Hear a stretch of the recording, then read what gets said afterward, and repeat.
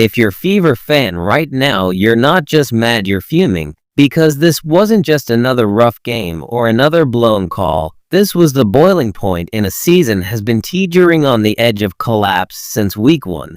And when that elbow flew, when Lexie went down, stunned, blinking face, turned sideways, bike helmet. Bride, you could almost hear it, not the smack, although let's be real, that echoed too, but a collective snap from a fan base that officially had enough. If you're here for the real story and not to filter version, subscribe. And if you're sticking around for the next meltdown, you better definitely subscribe. This isn't back cabal anymore. This is open season on the Indiana Fever. And whereas the league, whereas of protection, the accountability, the bare minimum respect for player safety, nowhere. Because while Lexie household interface and blinking to what could have been a flagrant to the refs call, nothing, no review, no technical, not even a warning. In fact, wait for it, the foul was caught on Lexie. You can't make this up. And the worst part, this isn't even shocking anymore. It's pattern behavior, just as Caitlin Clark asked Sophie Cunningham, ask anyone in a Fever jersey, has been thrown to the floor. The face were taken out mid-dry with nothing to show for it, but a bruise and a whistle against them. At this point, you gotta wonder, is it personal? Because if this were any other team, if this were Io Wilson taking a forehand of jaw or Brianna Stewart's and sprawling, there be technicals, flying fine issued, and pressure. Lisa's before the game even ended, but Indiana gets silence from the ref, silence from the league office, and worst of all, silence from their own bench. And that's what is fans truly losing it, because not only other stars being targeted, they're being left to fend for themselves, whereas, yeah, energy wears a fight. When Lexie got hit, the rest of the team barely reacted. Aaliyah Boston looked stunned. Kelsey Mitchell looked down. The coach's stoic, now single player, stepped to begin the rest phase to confirm McBride to say that's not happening again, and fans saw that they saw Lexie take a blow that would stop UFC fight, and nobody stepped in. So now the outrage isn't just about officiating, it's about culture, because right now, the Indiana Fever are play like a team that expect to get hit, a team that absorbs elbows, shrugs off, slaps, and then politely jobs back on defense like it's just another Tuesday. And it's not okay, because this isn't about being tough or resilient, it's about respect. It's about telling the league and every opponent across from you, you do not get to treat us like this. Sophie Cunningham, she's the only player on the Fever who brings a fire consistently, the only one who a snarl show back or get in someone's face if needed. She plays like every foul's a personal offense, and in this league, that's what you need. But one Sophie can't carry that load alone. The rest of the team, they've been way too passive, too polite, too unwilling to push back.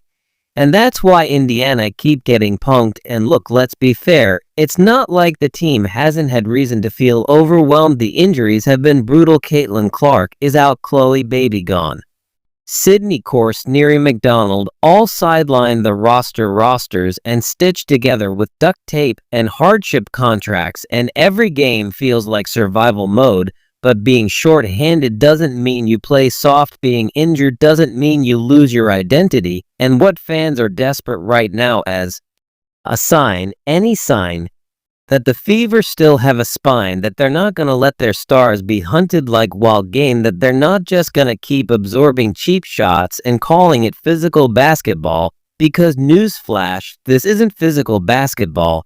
This is tardy violence. This is a team being dare to respond and choosing not to. Oh, and now the league's watching, the fans are watching, the media is watching. Every time a Fever player gets dropped without consequence, it chips away at the credibility of the entire WNBA, because you can't build a league around stars like Caitlin Clark and then let her get mugged without blinking. You can't tell us women's basketball is the future and then refuse to protect its brightest talents. You can't cash the checks without backing the product. So whereas Commissioner Kathy Engelberg, because fans have questions, and right now those questions are getting louder. Why has the league spoken out about the targeting? Why are dangerous play He's gone unpunished. Why is Indiana the only team getting lit up physically without consequences? Is it just a rookie haze? Are they the scapegoat? Is it jealousy, ratings, resentment, a generational class? Or is it simply that the league doesn't know how to protect stars without look like it's playing favorites? Whatever the right reason, the silence is deafening and a message is clear. If you're a Fever player, you're on your own, which is exactly why fans are calling for a culture shift, because it starts internally. You can control the ref, you can control the elbows, but you can control how you respond. You can make sure that the next time Lexie Hull gets hit like that, the next plays in business as usual. It just statement, a hard screen, a tough foul, a bench that stands up, coaches, a demand answers, a team that says enough. This league is full of fighters, but right now Indiana looks like a forgot how. And here's the thing, is not too late. The season isn't over. The standings may be slipping, but the spotlight is still on, and how the Fever respond to this moment that will define their identity more than any win-loss record. Do they won't be the team that gets elbowed into irrelevance, or the one that rises up, finds his backbone, and says we may be down, but you're not gonna walk over us? Because this isn't just about Lexie Hull's bruised face, it's about the soul of a franchise and fans. They're done waiting for someone else to protect their stars. They want to see fire, they want to see heart, they want to see that this team gives a damn, because of they don't. If this keeps happening, players like Clark won't stay. The fans will walk, sponsors will side-eye, and the league's big breakthrough moment gone in a puff of apathy. This is a turning point, and it's time for Indiana to turn up. So what do you think? Has a Fever loss or edge? Does a WNBA need to step up and protect its stars? Or isn't Indiana send a message themselves? Drop a comment, let the league know you're watching, and hit the subscribe button, because we're tracking every elbow, every missed call, and every time this team gets disrespected. And believe me, we won't be silent even if the league is, because silence is how things break. And right now, the Indiana Fever aren't just cracking, they're shattering in slow motion, and the WNBA, they're just sitting courtside, watch and collapse like it's part the show. Let's rewind a bit. This wasn't supposed to be the script. This season supposed to be the breakout, the turning point. The year the Fever rose me ashes and reclaimed their place as a relevant competitive force in the league, with Caitlin Clark headlining, Sophie Cunningham bringing veteran grit, Aaliyah boss anchor in the paint, and Lexie Hull emerging as a two-way warrior. It should have been the beginning of something. Instead it feel like the end of something else, because you can't build momentum when your stars are getting physically punished for showing up. You can build chemistry when your roster is either bruised or benched, and you sure as hell can't build a championship culture when your players look around after getting elbowed and see nothing but shrugs. And that's what really comes down to culture, not skill, not potential, not even wins and losses. Culture is what happens in those moments when the elbow connects, the whistle stays silent, and a whole arena hold its breath. Do you walk away, or do you respond? Right now Indiana walked away. Yeah, and fans are over it, because they've seen this movie before. The small market team with the shiny rookie, the lead darlings, are all of 5 minutes until the glass wears off, and suddenly the refs let them play. The physicality ratchets up, the fouls stop getting cold, and the team starts bleeding losses. But this movie, it's not a drama anymore. It's a horror film. Lexie Hull's the latest victim. But she won't be the last, not unless someone inside a locker room decides to flip the switch, because there's a difference between being composed and being complacent, between playing smart and playing scared and right. Now Indiana looks scared, not scare the game, not scare the opponent, scared of being too aggressive, scared being fined, scared of pushing back and looking unprofessional. But here's a news flash: professionalism doesn't mean standing still while your teammate gets pop in the face. It means standing way them. It means sending a message to your opponents, to the refs, and to the entire league. This team is not a punching bag that if you come for 1 year of a deal with all of them. But instead Lexie got clocked, and the cameras caught every single teammate. Doing absolutely nothing is not just a bad look, it's a day. President, because a message that sends it echoes to every locker room across the W. It tells opponents you can hit Indiana hard, and no one would check you. It tells ref you can miss calls, and they won't protest. It tells the league loud and clear you don't need to protect them, they won't protect themselves.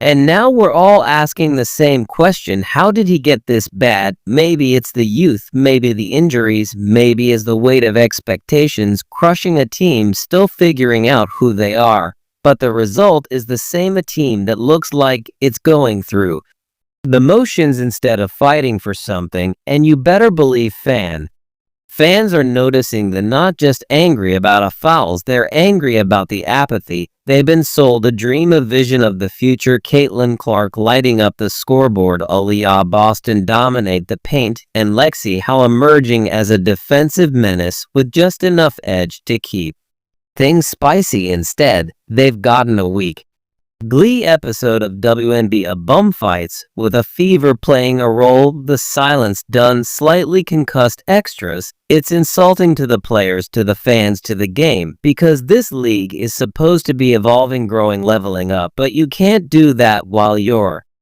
biggest ticket is being treated like she's invisible and her teammates are standing around like there's nothing to be done.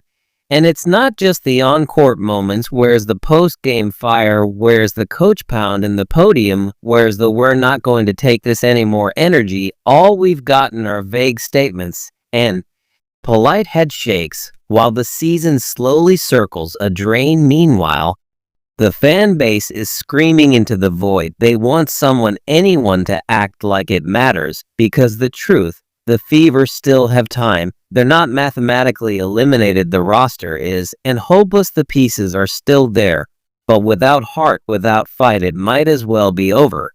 You can lose games, you can take it, but you can't lose your dignity, and right now, that's what's on the line, not the 8th seed, not next week's matchup identity. So what needs to change? First, the team dynamic. They need to stop playing like individuals and start playing like a unit. If one of you gets hit, everyone feels it. If one of you goes down, everyone stands up. That's culture. That's how you stop being a target. Second, leadership on and off the court. The coaching staff has to stop tiptoeing around issue and start confronting it publicly, loudly. Challenge league demand. Dancers, use your platform. If you don't advocate for your players, who will? Third, retaliation. Not the dirty kind, not the elbow for elbow kind, but smart, legal, intentional physical play. Set a tone, draw a line, show the other team they're not just going to bully you out of the building. And finally, the league. Because this isn't just an Indiana problem, this is WNBA a problem. The message they're sending with the silence is one of indifference, and indifference is the fastest way to kill momentum. Your fans of care, start showing that you do. Because right now, those dander for people who showed up for something bigger, a movement, a new era, a team that was supposed to symbolize the rise of the next generation. But what they're getting is a team that already fading under pressure. So this is it. This is the moment where Indiana has to decide who they are. They won't be known as the T that brought in the biggest rookie name in years and can protect her, the team whose other stars got dropped like flies. Well, no one, little finger, the team that shrunk under the weight of the moment. Or do they want to fight? Because the clock is ticking, and if they don't answer soon, the narrative will write itself. And trust me, you won't be pretty. Because if no one else is gonna hold the line, then it's up to us, the fans, the people. Been there, to the blown leads, the broken noses, and broadcasts replays a cutaway just before the elbow lands. Because here's the thing, Indiana Fever fans are built different. They're not just here for wins, though God knows we take a few. They're here for the heart, for the idea that this team could rise from the ashes of obscurity and mean something again. And that's why this hurts so much, because it's not just that Lexie Hull got rocked in the face. It's not just that Caitlin Clark's been tackled more than an NFL wide receiver. It's not just that Sophie Cunningham as the only one out there acting like she remembers this is professional basketball and not open mic night at the YMCA. Is the fact that it keeps happening over and over and over without consequences, without outrage, without a single damned tech or flagrant or apology, just vibes and bruises. And yet personal now, because this isn't just about a team, it's about what kind of league the WNBA wants to be. It's about whether they protect their stars or feed them to the wolves the second ratings go up. It's about whether toughness is just a marketing tag line or something you actually stand behind. Because of what's happening to Fever happened to any other team, you'd already have statement, tweet, suspension news, maybe even a conveniently timed injury update to make it all go away. But Indiana crickets, and this is where it gets real. This is where fair.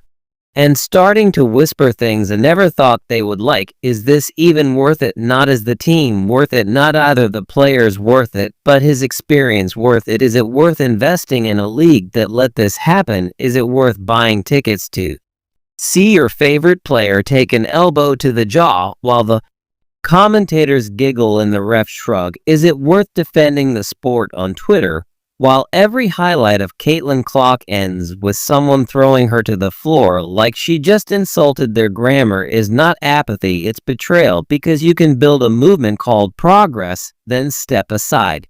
Why your most visible players get torn apart and act like you did see it. This league needs to be better, and the Fever, they need to get mad. You want to win games, start by winning moments, when the respect, when intensity battle, when a face-off, when someone thinks they can knock your teammate down without consequence. Because right now Indiana's out here playing check years while everyone else is playing last team standing. It's wild. Lexie Hull should be having her moment. Her numbers are up, her confidence is up. She's become a critical piece of his Frankenstein roster, and instead of celebrating that, she's spending press conferences answering questions about whether her jaw is okay.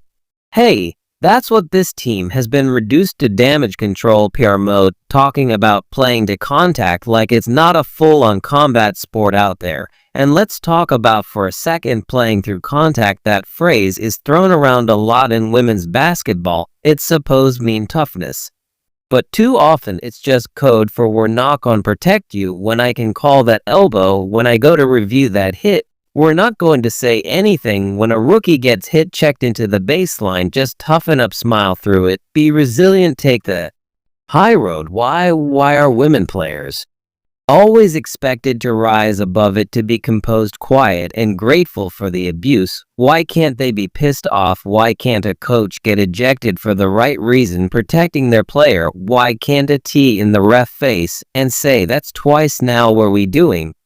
Because you can't build culture on silence. You build it on response, and Indiana's response has been flat muted, like they're afraid of the backlash, afraid of being labeled, afraid of becoming the emotional team. But guess what? You're already the target. You might as well act like it, because at least then you're not going down quietly. And yes, we get it, these are young players. This is a fragile roster. They're dealing with injuries and pressure and media and expectation and chaos. No, and saying this is easy. But sometimes adversity shows you exactly who you are. And right now, the Fever looking like a team, an idea. The crisis, they're waiting for someone to give them permission to be fierce again, waiting for someone to validate their anger, waiting for the refs to be fair, waiting for the lead to notice. Stop waiting, make them notice. Because the only thing worse than being disrespected is acting like you deserve it. So what does this all go? So it could go two ways. Option of the Fever fade into the background. They keep losing games. Their stars keep getting targeted. The locker room gets quieter. The fans check out. And a season is not with bang, but a long deflated sigh. Or option B, their way to hell up. They rally, they unify, they decide that if no one else is good, protect them, they'll protect each other. They stop walking away from moments that demand confrontation. They get loud, they get mean, they get mad. And suddenly the narrative shifts. The Fever become that team, the one you don't mess with, the one that takes a hit, and is back harder legally, but loudly the one that refuses to roll over even when everything else says he should. That's the team fans want to root for, not just a town, a group of players where potential, but unit with pride, because potential without grip, that wasted talent, and Indiana has too much talent to waste. So here's a real question: who steps up? Who's gonna be the voice in the huddle saying no more? Who's gonna be the first take the technical, the flagrant, the fine, if it means protecting the culture? Because that person, that's the one who changes.